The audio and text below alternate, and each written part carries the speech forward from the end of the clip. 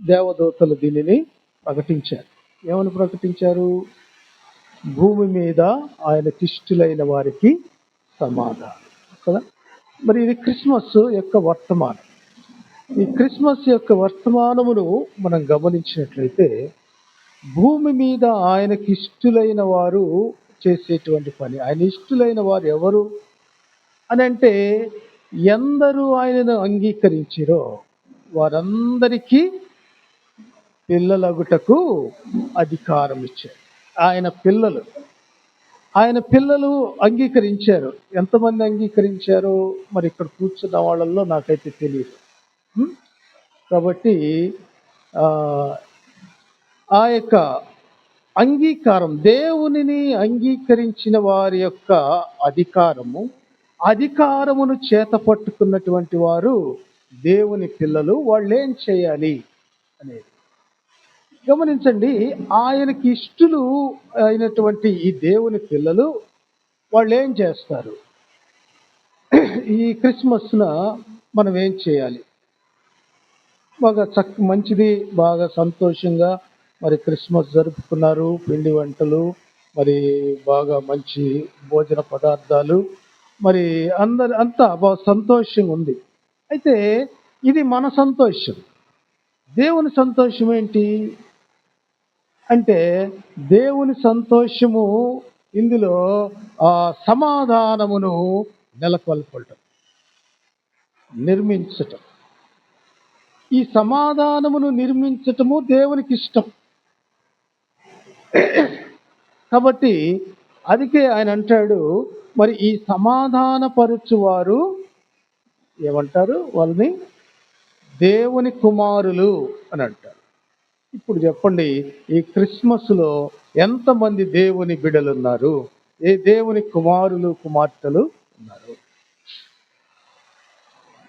మన వరకు మనం సంతోషపడ్డాము, మన ఇంటి వరకు సంతోషపడ్డాము, బంధువుల వరకు సంతోషపడ్డాము, స్నేహితులను పిలుచుకొని సంతోషపడ్డాము. కానీ యేసయ్యని పిలుచుకునేటువంటి విషయం మనలో ఉందా? అందుకే అంటాడు, ఈ భూమి మీద సమాధానము నిర్మించబడాలి, భూమి మీద సమాధానము స్థాపించాలి, నిర్మాణము చేయాలి. అది దేవుని పిల్లల యొక్క పని. ప్రియ దేవుని బిడ్డలారా, గమనించండి. మరి ఈ యొక్క విషయంలో, మరి ఈ యొక్క గొప్ప సంతోషము, దేవునికి సంతోషమైంది సమాధానపరచటము, సమాధానమును నెలకొల్పటము అనేటువంటిది ఇది. అయితే ఈ సమాధానము నెలకొల్పేటువంటిది ఇది మామూలు విషయం కాదు, చాలా కష్టం. ఇది చాలా కష్టమైనటువంటి పని. అర్థమవుతుందా? ఏదో నేను ఇక్కడికి వచ్చి సమాధానము అని చెప్పటం కాదు. దీనిని నేను ఇక్కడ ఏం చేయాలి? నిర్మించాలి, నిర్మాణం చేయాలి. ఈ నిర్మాణములో మనందరము కూడా దానిని కట్టుబడి చేయాలి. పని వాళ్ళంగా మనము దానిలో భాగస్వాములు కావాలి. కాబట్టి క్రీస్తునందు ప్రియులరా, ఈ సమాధానము అనేటువంటిది, శాంతి అనేటువంటిది మొదట మనలో ఉండాలి. వింటున్నారా? మనలో శాంతి ఉండాలి. మనలో శాంతి లేకపోతే ఇతరులకు శాంతి చెప్పలేము. మనలో నిమ్మళత్వం ఉండాలి. మనము నిర్మలంగా మనం ఉన్నప్పుడు, మనము నెమ్మది కలిగిన వారంగా ఉంటే ఇతరులకు మనము నెమ్మది చెప్పగలుగుతాం. మనము సమాధానము అని పలకగలుగుతాం. పలకగలిగేటువంటి అర్హత, అధికారము దేవుడు మనకి ఇస్తాడు. అర్థమవుతుందా? మనలో ఆందోళన మొదట తీసివేసుకోవాలి. మనలో ఏముంది? ఆందోళన పెట్టుకొని క్రిస్మస్, మేరీ క్రిస్మస్ అంటే కాదు. అది దేవునికి ఇష్టమైన పండగే కాదు. మొదట మనము నిమ్మళంగా ఉండాలి.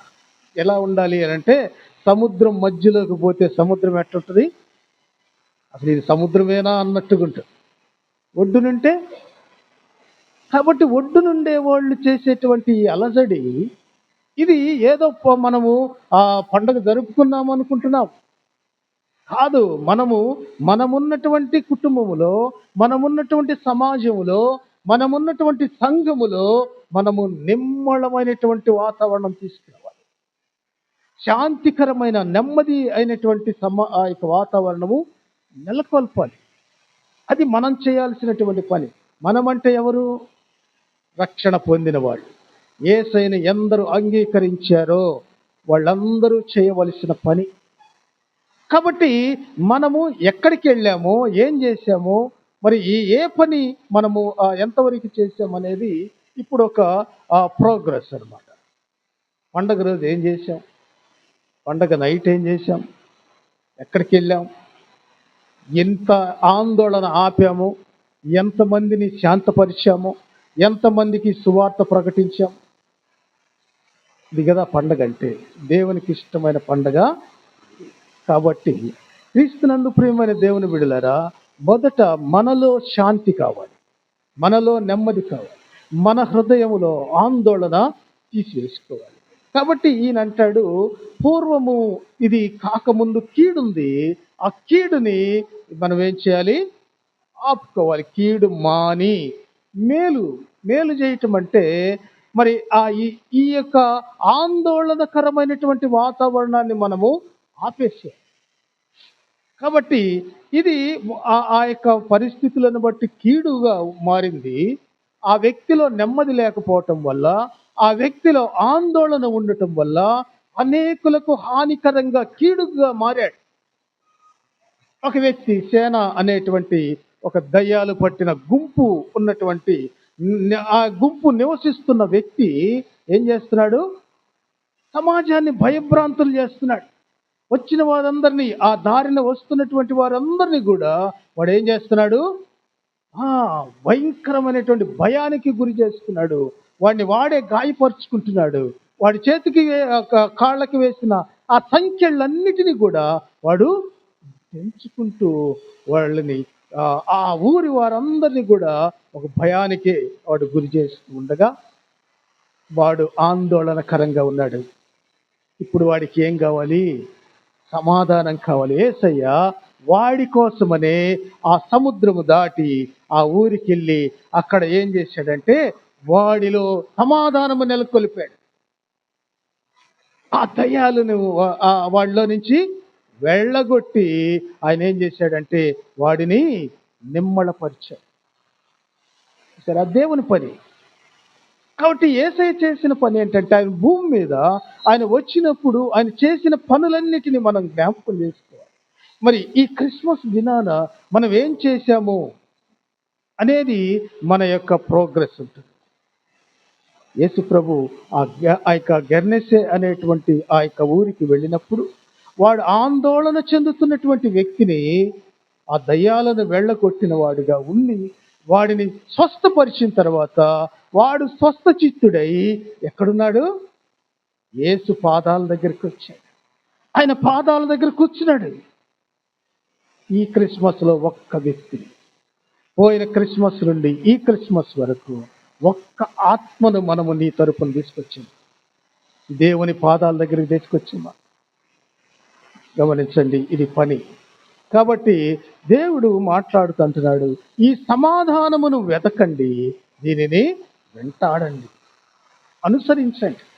సమాధానమును వెతికి ఎక్కడ ఉందో సమాధానం, దీని కొరకై మనము పరిగెత్తాలి. ఎక్కడుంది సమాధానం? సమాధానము వెతకటము అని అంటే అప్పటి వరకు నువ్వు ఎలా ఉన్నావు? ఆందోళనలో ఉన్నావు. కాబట్టి ఈ ఆందోళన నిన్ను ఎక్కడికి తీసుకురావాలి అని అంటే యేసయ్య పాదాల దగ్గరికి తీసుకురావాలి. యేసయ్య దగ్గరికి వస్తే ఆయన సమాధానం ఇస్తాడు. యేసయ్య సమాధాన అధిపతి. కాబట్టి క్రిస్మస్కి ఆయనే అధిపతి. అధిపతి దగ్గరికి మనం వచ్చి మనం ఏం చేయాలంటే, ప్రభువా మొదట నా ఆందోళన తీసివేసుకోవాలి, రెండవది ఆందోళన చెందుతున్న వ్యక్తులతో నేను మాట్లాడాలి, వాళ్ళని సమాధానపరచాలి అని మనము వెతికి దానిని వెంటాడాలి. కాబట్టి వెంటాడటం అంటే దానిని నిర్మించటము, నిర్మాణం. లోకం ఏమంటుందంటే, నువ్వు ఎట్టన్నా పర్వాలేదు, కొత్త బట్టలు వేసుకో, స్టార్ గట్టు, పండగ అయిపోయింది ఒక రోజులో, అంతే. అంటే లోకం ఏమంటుందంటే ఈ సమాధానం అనేది నీకు అవసరం లేదండి, అసలు అది మన పని కాదు, పాస్టర్ చేసే పని మనది కాదు అది. ఒక ఇల్లు పూరిల్లుగా ఉంది, అది అంతా సగం పడిపోతున్నట్టుంది, ఆ గోడలన్నీ పడిపోతున్నాయి, అవన్నీ ఇక సున్నమంతా రాలిపోతా ఉంది, దానికి గచ్చు లేదు, ఆ యొక్క దూలాలన్నీ పడిపోతున్నట్టు పుచ్చిపోయి ఉన్నాయి. దానికి సున్నం కొట్టి స్టార్ గడితే ఎట్టుంటుంది అండి? దానికి సున్నం కొట్టి స్టార్ గడితే ఎట్టుంటుంది? నేటి సమాజం అదే, క్రైస్తవ సంఘం అది. సంఘములో ఉన్న విశ్వాసులు అట్లాగనే ఉన్నారు. ఏలే సున్నం కొట్టుకుంటే పండగే. కాబట్టి దేవుడు ఏమంటున్నాడంటే దాన్ని పడై తిరిగి కట్టటము మన పని. అందుకే సంఘం అనేది కట్టబడాలి. పౌలు గారు సంఘాన్ని కట్టాడు, యేసయ్య సంఘాన్ని కట్టాడు, స్థాపించాడు. ఇది మన పని. కనుకనే ప్రియ దేవుని బిడ్డలారా, మరి ఈ యొక్క విషయంలో ఈ యొక్క సమాధానం అనేది స్థాపించబడటం, కట్టటం అనేది చాలా పెద్ద పని. కాబట్టి ఈ పనిని దేవుడు మనకి అప్పగిస్తున్నాడు. ఎహెజ్కేలు గ్రంథము 37వ అధ్యాయములు మనం గనక గమనిస్తే 37వ అధ్యాయము 25వ వచనం, మీ పితరులు నివసించినట్లు నా సేవకుడైన యాకోబునకు నేనిచ్చిన దేశములో వారు నివసింతురు, వారి పిల్లల పిల్లలను అక్కడ నిత్యము నివసింతురు. నా సేవకుడైన దావీదు ఎల్లకాలము వారికి అధిపతి అయి ఉండును. నేను వారితో సమాధానార్థమైన నిబంధన చేసేదను, అది నాకును వారికిని నిత్య నిబంధనగా ఉండును. నేను వారిని స్థిరపరచెదను, వారిని విస్తరింపచేసి వారి మధ్య నా పరిశుద్ధ స్థలమును నిత్యము ఉంచెదను. దేవుడిస్తున్న వాగ్దానం, నిబంధన, వాగ్దానం కూడా కాదు, నిబంధన, ఒప్పందం. ఈ ఒక శేషమైనటువంటి జనాంగము, ఈ జనాంగాన్ని దేవుడు అంటున్నాడు, ఇదిగో కీడు చేసిన వాళ్ళందరూ నశించిపోయారు, వాళ్ళతో మనకు పని లేదు. మిగిలిన వారు, నన్ను అంగీకరించిన వారు, నా సొత్తుగా ఉన్నటువంటి నా ప్రజలు, దావీదు ఆ యొక్క పట్టణములో లేదంటే దావీదు రాజ్యములో వాళ్ళు నివసిస్తారు. ఆ నివసించిన చోట నేను వారితో నిబంధన చేస్తున్నాను. ఆ నిబంధన ఏంటంటే సమాధానమైన నిబంధన. ఈ నిబంధనలో ఆందోళన లేదు, ఈ నిబంధనలో మరి ఆ యొక్క గందరగోళం లేదు, కన్ఫ్యూజన్ లేదు, గొడవలు లేవు. ఇది చాలా నిమ్మళమైనటువంటి ఆ యొక్క రాజ్యం, నిమ్మళమైన దేశం, దేవుని రాజ్యం అది, దేవుని సంఘం అది. కాబట్టి దేవుడు అంటున్నాడు, వాళ్ళని అక్కడ నేను స్థిరపరుస్తాను. స్థిరపరచడం అంటే బలపరుస్తాను నేను అక్కడ. కాబట్టి ఇక్కడ ఈరోజు దేవుడు మనతో అంటున్నాడు, నిన్ను ఈరోజు దేవుడు సమాధానముతో బలపరచాలని ఇష్టపడు. దేవుని సొత్తుగా ఉన్న నిన్ను దేవుడు ఏమంటున్నాడంటే, ఇదిగో వారిని నేను నిత్యము నిబంధన చేసి నేను వారిని స్థిరపరచుదును, వారిని విస్తరింపజేస్తాను, వారికి నేను దేవుడిగా ఉంటానంటున్నాడు. ప్రియ దేవుని బిడ్డలారా, అందరికీ దేవుడు కాదు యేసయ్య. ఎంతమందికి దేవుడు? ఎవరికి దేవుడు? ఎందరిని అంగీకరించారో వాళ్ళకే. ఎవరు దేవుని పని చేస్తారో వాళ్ళకే దేవుడు ఆయన. దేవుని పనిని నిర్లక్ష్యం చేసే వాళ్ళకి దేవుడు కాదు ఆయన. అశ్రద్ధగా చేసే వాళ్ళకి దేవుడు కాదు ఆయన. దేవుని పనిని శ్రద్ధగా చేసేటువంటి వాళ్ళకి, మాట విని ఆ విషయాన్ని తెలుసుకున్నప్పుడు దానిని నెరవేర్చేటువంటి ప్రయత్నం చేసేటువంటి వాళ్ళకి దేవుడు. కనుకనే ఆయన ఈ మాటను మనకు రాస్తూ ఉన్నాడు. చూడండి, ఆయన అంటాడు, నా మందిరము వారికి పైగా నుండును, నేను వారి దేవుడనై యుందును, వారు నా జనులై యుందురు, మరియు వారి మధ్య నా పరిశుద్ధ స్థలము నిత్యము ఉండుటను బట్టి యెహోవాయైన నేను ఈ ఇశ్రాయేలీలను పరిశుద్ధపరచువాడనని అన్య జనులు తెలుసుకుందరు. ఇది సాక్ష్యం, క్రిస్మస్ లో సాక్ష్యం ఇది.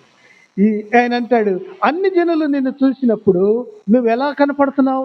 క్రిస్మస్ రోజున నువ్వు ఏ రూపంలో కనిపిస్తున్నావు అని అంటే, మంచిదే, బట్టలు కట్టుకోవద్దని ఎవరు అనరు. మంచి బట్టలు కట్టుకోవాలి, బాగా శుద్ధిగా ఉండాలి. శుద్ధిగా ఉంటూనే నువ్వు నీ ఆత్మీయ జీవితాన్ని మరి కనపరచాలి. ఇతరులకు నువ్వు సాక్షిగా కనిపించాలి. ఈ క్రిస్మస్ రోజున ఒక పని పెట్టుకోవాలి. ఫలానోళ్ళ ఇంట్లో గొడవలు ఉన్నాయి, లేదా ఫలానోళ్ళు ఆందోళనగా ఉన్నారు, ఫలానా వ్యక్తులు ఆందోళన స్థితిలో ఉన్నారు, నేను వారి దగ్గరికి వెళ్ళాలి, ప్రార్థన చేయి వారి కోసం, వారి దగ్గరికి వెళ్ళాలి ప్రభువా. కాబట్టి ఈ క్రిస్మస్లో నేను ఈ యొక్క కార్యం నీ మహిమార్థమై చేయటానికి నన్ను స్థిరపరచు, బలపరచు నన్ను అని గనక నువ్వు ప్రార్థన చేసింటే దేవుడు నిన్ను వాడుకొని ఉండేవాడు. కాబట్టి ఇక్కడ దేవుడు ఖచ్చితంగా మాట్లాడుతున్నాడు. మరి ఈ విషయంలో మనం ఎలాగుంటున్నామో ఒకసారి ఆలోచన చేసుకుందాం. తర్వాత ఫిలిప్పీలకు రాసిన పత్రికలో మరి ఒక మాట మనం గమనించినట్లయితే చూడండి. ఫిలిప్పీలకు రాసిన పత్రిక 4వ అధ్యాయము 7వ వచనం. అప్పుడు మీరు ఆ పని చేస్తే, మీరు ఆ పని నెరవేరిస్తే, అప్పుడు సమస్త జ్ఞానమునకు మించిన దేవుని సమాధానము యేసుక్రీస్తు వలన మీ హృదయములకును మీ తలంపులకును కావలి. నువ్వు అప్పుడు గనక ఏ పని అయితే ఇతరుల ఆందోళన పోగొట్టే పని నువ్వు గనక చేయగలుగుతావో, ఇతరులలో ఆ గందరగోళాన్ని తీసేసే పని నువ్వు ఏ పని అయితే నువ్వు చేయగలుగుతావో, అప్పుడు నీ ఆందోళన దేవుడు తీసేస్తాడు. నీ హృదయములో నీ తలంపులకు దేవుని సమాధానము వస్తుంది. కాబట్టి ఈ సమాధానం అనేటువంటిది ఒక సంపద ఉందండి. ఎటువంటిదంట? సంపద. ఇది సంపద. ఎట్లా దానిని ఏం చేయాలి? సంపదను ఏం చేయాలి? ఆస్తి ఉందనుకోండి, దాన్ని ఏం చేయాలి? మనం డబ్బులు కట్టుందో లేకపోతే బంగారం ఉందనుకో నీ దగ్గర, ఆడేస్తావా? వచ్చి ఏం చేస్తావు? బంగారం ఉపయోగిస్తావా? ఏం చేయాలి? దాన్ని మనం భద్రపరచుకోవద్దా? దాచిపెట్టుకోవద్దా? మరి అది కదా రావాల్సింది. కాబట్టి భద్రపరచుకోవాలి. సంపదను మనం ఏం చేయాలంటే కాపాడుకోవాలి. దేవుడు కూడా అదే అంటున్నాడు. ఈ సమాధానం అనేటువంటిది ఒక సంపద. దీనిని నువ్వేం చేయాలంటే కాపాడుకోవాలి. ఎలా కాపాడుకోవాలి? దొంగిలించకుండానట్లుగా నువ్వు భద్రంగా దాచి. దొంగ వస్తాడు దీనికోసం. ఇది సంపద, ఇది ఆస్తి. దీనికోసం దొంగ వస్తాడు. వాడొచ్చి నువ్వు గనక అభద్రతగా ఉంటే, నువ్వు అజాగ్రత్తగా ఉంటే నీ దగ్గర నుంచి దానిని దొంగిలిస్తాడు. అప్పుడు నీ ఇంట్లో గందరగోళం వస్తుంది, నీ ఇంట్లో గొడవలు వస్తాయి, నీ ఇంట్లో తగాదలు వస్తాయి, నెమ్మది ఉండదు. ఒకటే కారణం, దాన్ని నువ్వు కాపాడుకోలేదు కాబట్టి. ఎలా కాపాడుకోవాలి దాన్ని? ఎలా నిర్మించుకోవాలి దాన్ని అని అంటే, మరి అక్కడ గొడవ జరిగినప్పుడు దాని జోలికి నువ్వు మొదట వెళ్ళొద్దు.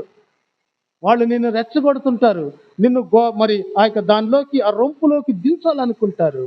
కానీ నువ్వు దాని వైపు చూడొద్దు. అది నిమ్మళపరిచేంత వరకు, నిమ్మళమయ్యేంత వరకు దాని జోలికి. అది చాలా కష్టం. తొందరగా రియాక్ట్ అయ్యేవాళ్ళు, తొందరగా రోషగించుకునేవాళ్ళు, తొందరగా కోప్పడేటువంటి ఆ గుణము, అది పాపము లోపల ఉన్నప్పుడు, ఆ కోపం అనేది చిన్నగా ఉన్నప్పుడు దానిని వాడు ఏం చేస్తాడంటే పెద్దది చేసేస్తాడు. కాబట్టి ముందు మనలో ఉన్న కోపాన్ని, ఆవేశాన్ని తగ్గించుకోవాలి. అప్పుడు గొడవలు రావు. అదైనా అవతల వ్యక్తి మాట్లాడుకుంటూ ఉంటాడు, మాట్లాడుకొని కొంత సమయం అయిన తర్వాత వాళ్ళు ఎందుకు ఎంత చేసినా కానీ రియాక్ట్ కావట్లేదు, నేనెందుకు మాట్లాడాలని మానేసుకుంటారు. నువ్వు ఆ యొక్క స్థలములో ఒక సమాధానాన్ని నిర్మించాలి. అందుకే దేవుడు ఏమంటున్నాడు అంటే, ఇది ఒక సంపద. సాతానుడు వస్తాడు దీనికోసం నీ దగ్గర. నువ్వు శాంతిగా ఉన్నావా, వాడు నీ దగ్గర తిరుగుతుంటాడు. నిన్నే వాడు ఆ ఆందోళన మరి శోధిస్తూ ఉంటాడు. నిన్ను వాడు ఆ పాపంలోకి, దానిలోకి దించాలని వాడు ప్రయత్నం చేస్తున్నప్పుడు పర్వాలేదు, రానివ్వండి. కానీ నీలో ఉన్నటువంటి సహనాన్ని కోల్పోవద్దు. అది దేవుడు చెప్తున్నాడు. కాబట్టి ఇక్కడ సమాధానము అనేటువంటి దానికోసం నువ్వు ప్రార్థన చేయాలి మొట్టమొదట. రెండవది సమాధానముగా జీవించాలి. తర్వాత సమాధానమును ఆ జీవితము ద్వారా నువ్వు దానిని నిర్మాణం చేయాలి. నీ ఇంట్లో నువ్వు ఎంతవరకు నిర్మాణం చేస్తున్నావో నాకైతే తెలియదు. నువ్వు ఎంతవరకు నెమ్మది నీ ఇంట్లో నువ్వు నిర్మాణం చేస్తున్నావో నాకైతే తెలియదు. కానీ ఈరోజు దేవుడు నీతో మాట్లాడుతున్నాడు. ఈరోజు ఈ సమాధానమును దేవుడు మనకిస్తున్నప్పుడు దేవుని బిడ్డలుగా ఉన్నటువంటి వారు సమాధానమును కట్టాలి. కాబట్టి ప్రియ దేవుని బిడ్డలారా, ఇక్కడ దేవుడు మాట్లాడుతూ అంటున్నాడు. చూడండి, యోహాను సువార్త 10వ అధ్యాయము 16వ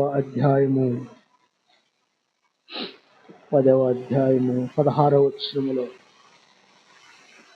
కాగా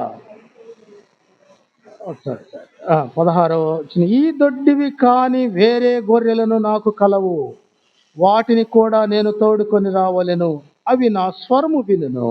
అప్పుడు మంద ఒక్కటియు గొర్రెల కాపరి ఒక్కడును అగును. వేరే గొర్రెలు చేరేటప్పుడు, వేరే గొర్రెలు వచ్చేటప్పుడు ఆ గొర్రెల వలన మనకి కొంత మింగుడు కాదు, వాళ్ళు మనలో కలవలేరు. అటువంటి పరిస్థితుల్లో దేవుడు ఏమంటున్నాడంటే, ఇక్కడ కొంత ఆందోళన వస్తుంది, కొంత భేదాలు వస్తాయి. ఆ భేదాలు వచ్చినప్పుడు మొదటిగా నువ్వు దేవుని దొడ్డిలో ఉన్నప్పుడు, దేవుని గొర్రెగా నువ్వు ఉన్నప్పుడు వారిని నువ్వు ఏం చేయాలి? భరించాలి. భరించకపోతే గొడవలు వస్తాయి, అది అట్లానే మిగిలిపోతుంది. చూడండి, అబ్రహాము గొర్రెల యొక్క కాపరులు, మరి ఈ యొక్క లోతు గొర్రెల కాపరులు ఏమైపోయారు? ఆందోళన, గొడవలు వచ్చేసినాయి. కారణం ఏంటి? అక్కడ సంధి చేయాల్సినటువంటి, సమాధానము పరచాల్సినటువంటి వారు లేరు. వేరే వాళ్ళు వచ్చినప్పుడు వాళ్ళని మనం ఏం చేయాలంటే భరించాలి.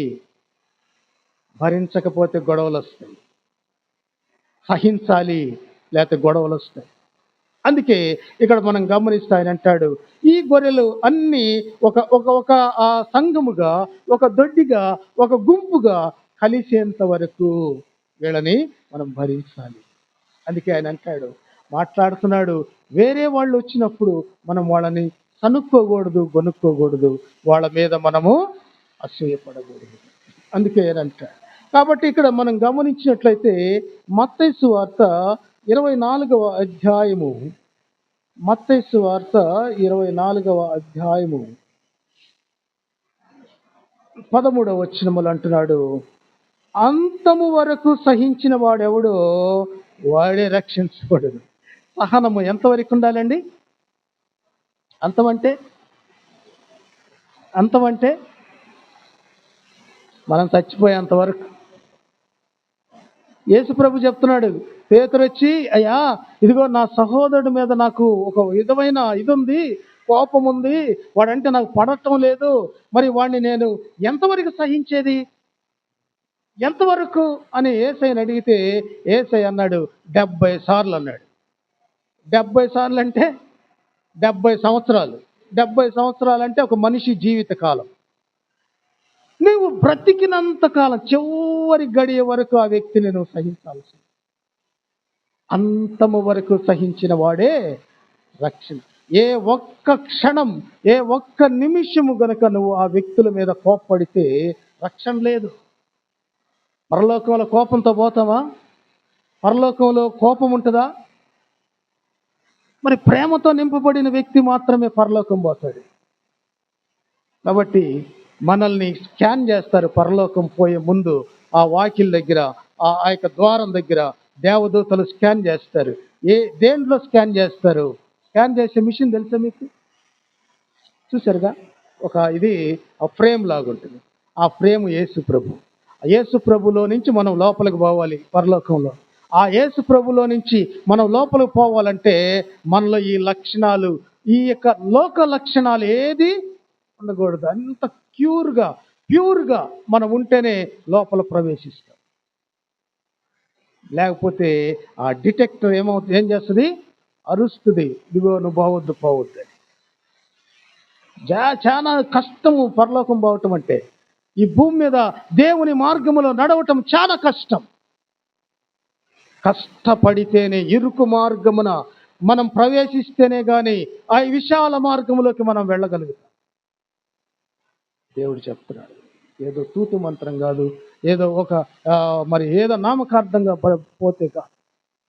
అందుకే దేవుడు అంటున్నాడు, ఈ పరిస్థితుల్లో నీవు అంతము వరకు నువ్వు ప్రేమ కలిగి ఉంటే, అంతము వరకు నీ పొరుగు వారిని సహించగలిగితే, అంతము వరకు నిన్ను ద్వేషించిన వారిని, దూషించిన వారిని సహించగలిగితే నువ్వు పూర్తి రక్షణలోకి వస్తావు, సంపూర్ణ రక్షణలోకి నువ్వు వస్తావు.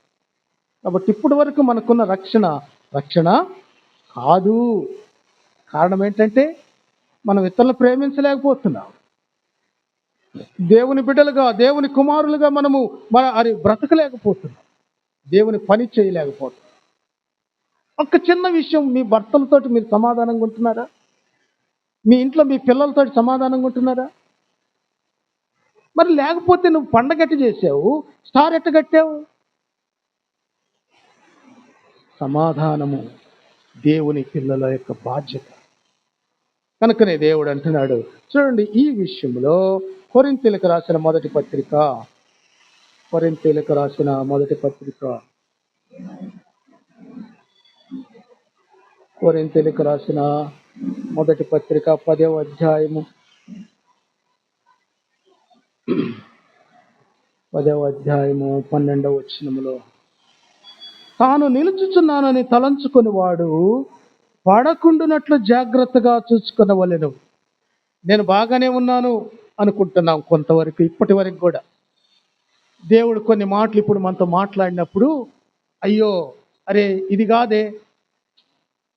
కాదా, నేను ఇట్లా లేనా అనుకున్నప్పుడు ఇది మనకి ఈ మాట కరెక్ట్గా వర్తిస్తుంది. ఎందుకంటే నేను నిలబడ్డానేమో, బాగున్నానేమో, నేను దేవుళ్ళు స్థిరంగా ఉన్నానేమో, ప్రార్థన చేస్తున్నాను కదా, బైబిల్ చదువుతున్నాను కదా, పాటలు పాడుతున్నాను కదా, నేను ప్రతిరోజు దేవుని వాక్యం వింటున్నాను కదా. అయితే కాదు, అయినా కూడా నీలో ఒకటి కొదువుగా ఉంది. ఆ కొదువు ఏంటంటే, దేవుడు అంటున్నాడు, ఇదిగో నువ్వు బాగున్నావని అనుకుంటున్నావు, కానీ నువ్వు పడిపోయే స్థితిలో ఉన్నావు. కొన్ని రాళ్ళు అవి రాళ్లలాగుంటాయి కదా, కొన్ని మట్టి ముద్దలు రాళ్లలాగానే ఉంటాయి. అది నానిన తర్వాత మట్టిగా మారి అదేమవుతుంది, జారిపోతుంది. ఇప్పుడు దినాల్లో జరుగుతుంది అదే. కొండలు జారిపోతున్నాయి అంటే కారణం ఏంటి? రాళ్ళు మట్టిగా మారిపోతున్నాయి. తాను రాతి మీద నిలబడ్డానని అనుకుంటున్నావు, అది మట్టి ముద్ద, ఒక దినాన పడిపోతావు. అందుకే దేవుడు అంటున్నాడు, మరి ఈ విషయంలో మంచి దినములను చూడగోరేవాడు ఎలా ఉండాలి? నీ ముందున్నటువంటి దినాలు మంచిగా, నీకు మేలుకరంగా, నీకు ఆశీర్వాదకరంగా ఉండాలి అని అంటే మరి ఎట్లా ఉండాలి అని అంటే, చూడండి, యెషయా గ్రంథము 2వ అధ్యాయము, యెషయా గ్రంథము 2వ అధ్యాయము 2వ వచనములో ఒక మాట, అంత్య దినములలో పర్వతముల పైన యెహోవా మందిర పర్వత శిఖరమున స్థిరపరచబడి కొండల కంటే ఎత్తుగా ఎత్తబడిను. ప్రవాహము వచ్చినట్టు సమస్త అన్ని జనులు దానిలోనికి వచ్చెదరు. ఆ కాలమున సియోనులో నుండి ధర్మశాస్త్రము, యెరూషలేము నుండి యెహోవా వాక్కు బయలు వెళ్ళును. జనములు గుంపులుగా వచ్చి యాకోబు దేవుని మందిరమునకు, యెహోవా పర్వతమునకు మనము వెళ్ళుదము రండి, ఆయన తన మార్గముల విషయమై మనకు బోధించును, మనము ఆయన త్రోవలను నడుతుమని చెప్పుకొందురు. దేవుని వాక్యము నువ్వు ఈ అంత్య దినాలలో బాగా ఎక్కువగా వినాలి. ఎక్కువగా వింటమే కాదు, ఎక్కువగా దానిని అనుభవించాలి. అనుభవించటమే కాదు, దానిని అనుసరించాలి. అందుకే ఆయన అంటాడు, పర్వత శిఖరాల పైన దేవుని మందిరం ఉంది, అక్కడికి వెళదాము రండి. సియోను యొక్క ఆ యొక్క ఉన్నతమైనటువంటి అనుభవంలోకి మనము రావాలి. సియోను అంటే దేవుని సన్నిధి. దేవుని సన్నిధి ఎత్తైన పర్వతం వంటిది, అందుకే దాన్ని సియోను పర్వతం అన్నాడు. కాబట్టి ఈ సియోను దగ్గరికి దేవుని మందిరములోనికి వెళదము రండని జనులతో నువ్వు చెప్పుకొని కూడి వాళ్ళందరినీ పోగు చేసుకొని ఆయన సన్నిధికి వచ్చినప్పుడు ధర్మశాస్త్రము నీకు అక్కడ బోధించబడుతుంది. దేవుని వాక్యము నీకు అక్కడ బోధించబడుతున్నప్పుడు వాక్యానుసారంగా నువ్వు నడుచుకుంటే, అందుకే ఆయన అంటాడు 4వ వచనములో చూడండి, ఆయన ఏమంటున్నాడు, ఆయన మధ్యవర్తి అయి అన్య జనులకు న్యాయము తీర్చును, అనేక జనములకు తీర్పు తీర్చును. వారంట తమ ఖడ్గములను నాగటి నక్కులుగాను తమ ఈటెలను మచ్చు కత్తులుగాను సాగగొట్టుకుందురు. జనము మీదికి జనము ఖడ్గమెత్తక యుండును, యుద్ధము చేయు నేర్చుకొనుట వారు మానివేయుదురు. వాళ్ళ దగ్గర కత్తులు ఉన్నాయంట. ఆ కత్తుల్ని ఏం చేశారంటే వాళ్ళు అంతకు ముందు కీడు చేయటానికి వాడుకున్నారు. ఇప్పుడు ఏం చేస్తున్నారు? నాగలి భూమి దున్నటానికి ఉపయోగిస్తున్నారు. ప్రియమైన దేవుని బిడ్డలారా, దేవుని యొక్క ఆత్మ ఖడ్గమైన దేవుని వాక్యాన్ని నువ్వు దేనికి వాడాలి? దేవుని వాక్యాన్ని దున్నటానికి వాడాలి. ఇగో ఎన్నడూ దున్నబడని బీడు భూముల దగ్గరికి నువ్వు వెళ్ళి వారి హృదయాలను నువ్వు దున్నాలా, దేవుని వాక్యాన్ని విత్తాలా, దేవుని వాక్యం ప్రకటన చేయాలా. దేవుని మహా సంతోషకరమైన ఈ సువర్తమానము అనేక జనులకు నువ్వు బోధించాలి. అందుకే వాళ్ళ యొక్క రూపు మారిపోతుంది, వాళ్ళ పరిస్థితులు మారిపోయినాయి, అక్కడ ఉన్నటువంటి స్థితిగతులు మారిపోయినాయి. ఇక యుద్ధాలు తగాదలు మనకు వద్దనుకుంటున్నారు వాళ్ళు. ఎక్కడ దేవుని వాక్యం విత్తబడుతుందో, ఎక్కడ దేవుని వాక్యం వెదజల్లబడుతుందో అక్కడ శాంతి నెలకొల్పబడుతుంది. కాబట్టి సమాధానము అనేటువంటి దాని విషయంలో దేవుడు మనతో మాట్లాడుతున్నాడు. మొదటిది దేవునితో సమాధాన పడాలి, మనుషులతో. మొట్టమొదట నేను దేవునితో సమాధాన పడాలి. చూడండి, రోమీలకు రాసిన పత్రిక పౌలు గారు మాట్లాడుతూ అంటున్నాడు. రోమీలకు రాసిన పత్రిక 5వ అధ్యాయము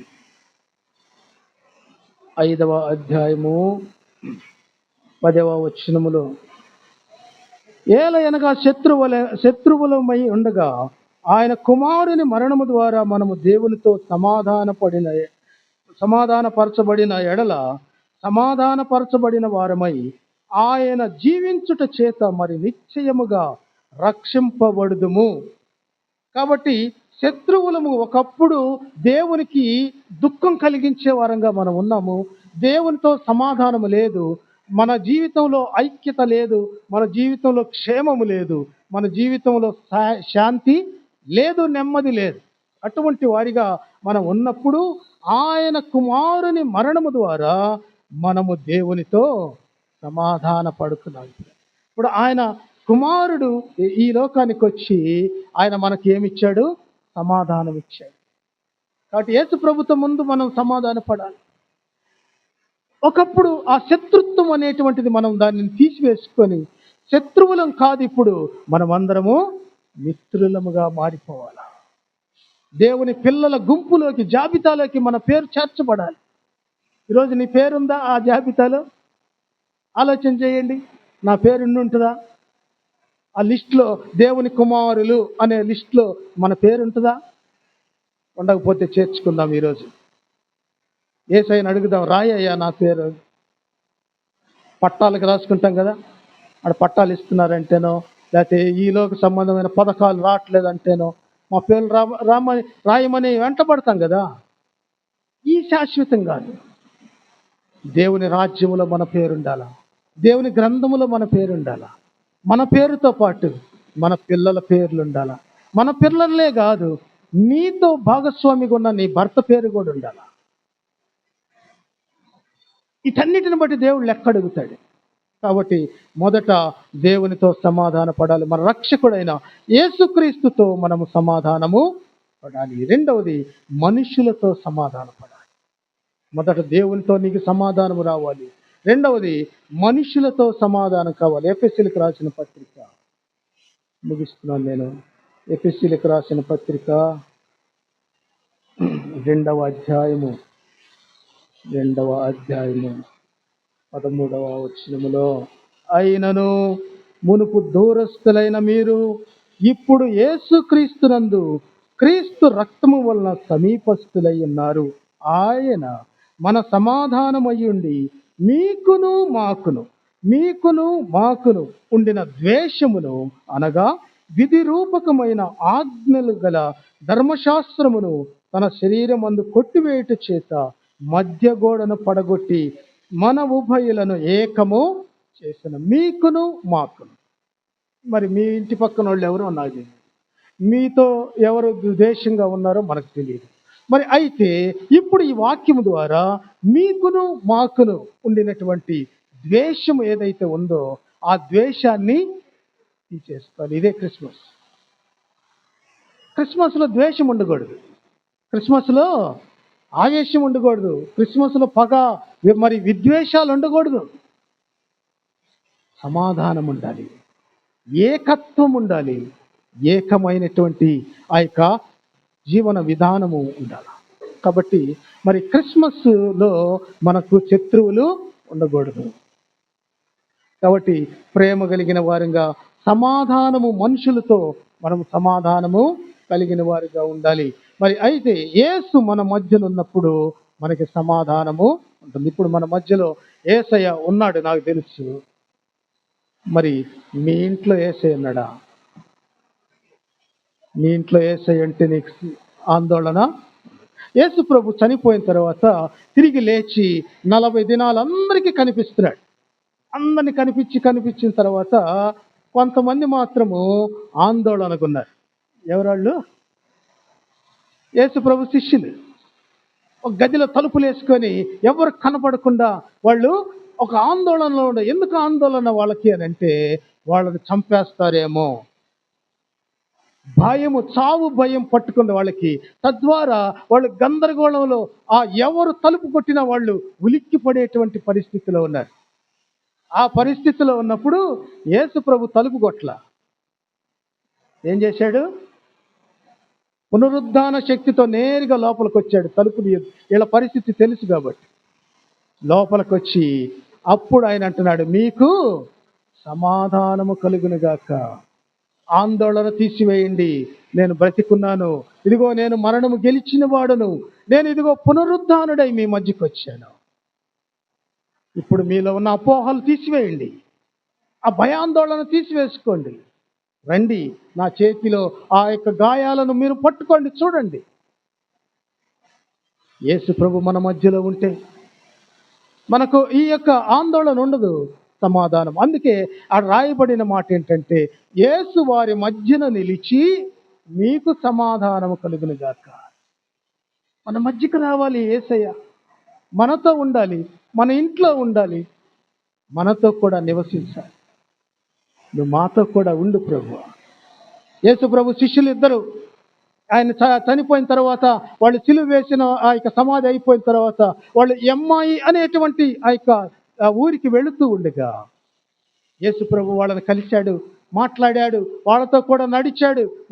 ఆయన ఇంటి దాటిపోతూ ఉండగా ఊరికి వాళ్ళు ఏమన్నారంటే, అయ్యా ఈ రాత్రి నువ్వు మాతో కూడా ఉండు, అర్ధరాత్రి నువ్వు ఒక్కడే పోవటం బాగులేదు అని చెప్పినప్పుడు వారితో ఉండి వారి ఇంటిలో ఉండగా రొట్టె విరిచినప్పుడు నువ్వు మాతో కూడా ఉండు. దేవుణ్ణి అడగాలి. యేసయ్య దాటిపోతున్నాడు, యేసయ్య వెళ్ళిపోతున్నాడు, పిలువు అయింది. దావీదు కుమారుడా, అయ్యా అయ్యా నన్ను కాపాడు, నన్ను స్వస్థపరచు, నన్ను బాగు చెయ్యి, గుడ్డివాడిగా ఉన్నాను, నేను చూడలేకపోతున్నాను, నేను గమనించలేకపోతున్నాను. ఈ క్రిస్మస్ ఏంటో నాకు అర్థం కావట్లేదు, ఈ క్రిస్మస్లో నేనేం చేయాలో నాకు తెలియట్లేదు. ఏదో ఆ క్రిస్మస్ అని చెప్పుకోవటమే క్రిస్మస్ కాదు. నువ్వు మేరీ క్రిస్మస్ అనగానే వాళ్ళ క్రిస్మస్ రాదు. వాళ్ళ కష్టాల్లో ఉన్నారు, వాళ్ళ బాధల్లో ఉన్నారు, వాళ్ళని ఓదార్చు, ఆదరించు, వాళ్ళతో నెమ్మదిగా మాట్లాడు, వాళ్ళలో భయాందోళన తీసివేయి. అందుకే దేవుడు అంటున్నాడు, మరి ఈ పరిస్థితుల్లో మనం ఎలాగా క్రిస్మస్ జరుపుకున్నామో ఒక్కసారి ఆలోచన చేయండి. మనం ఏ రీతిగా ఉన్నామో, దేవునికి ఇష్టమైనటువంటి పండుగ జరిపామా, దేవునికి ఇష్టమైన పనిని మనం జరిపామా, లేకపోతే మన కోసం మనం పండుగ జరుపుకున్నామా? దీన్ని ఆలోచన చేసుకోండి. ఎందుకంటే రానున్నటువంటి క్రిస్మస్లో మనం ఎంతమంది ఉంటాం మనకు తెలియదు.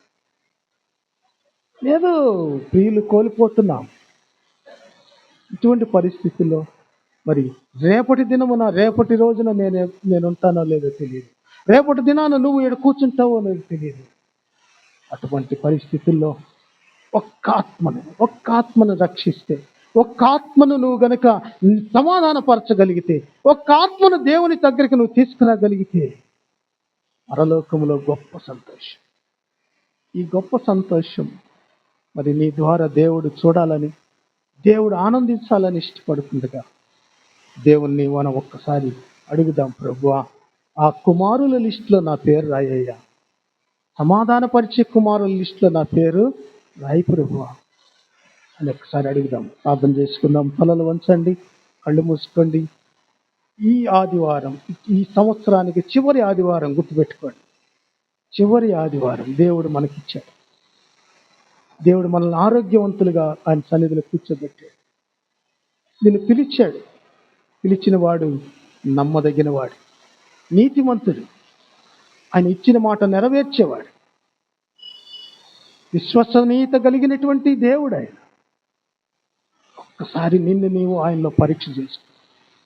పరలోకపు ద్వారము యేసయ్య, గొర్రెల పోవు ద్వారము నేను అన్నాడు ఆయన. ఆ ద్వారములో ప్రవేశించడం చాలా కష్టం. యేసు ప్రభులాగా లేకపోతే నువ్వు ప్రవేశించలేవు. కనుక సిద్ధపడదాం. ఇప్పుడే సిద్ధపరచుకుందాం. నూతన సంవత్సరంలోకి మనం ప్రవేశించే ముందు మన పాత జీవితం ఎలాగుందో, ఈ పాత క్రిస్మస్ ఎలాగుందో. ఎందుకంటే నూతన సంవత్సరం అనగా ఇమ్మానుయేలు సంవత్సరం, అది యేసయ్యకు పేరు పెట్టిన సంవత్సరం, అది యేసయ్యకు నాజీరు చేసినటువంటి సంవత్సరం. అది ఆ సంవత్సరంలో నువ్వు ప్రత్యేకంగా ఉండాలి. నాజీరు అంటే ప్రత్యేకత. ఆ ప్రత్యేకతలోకి నువ్వు రావాలా?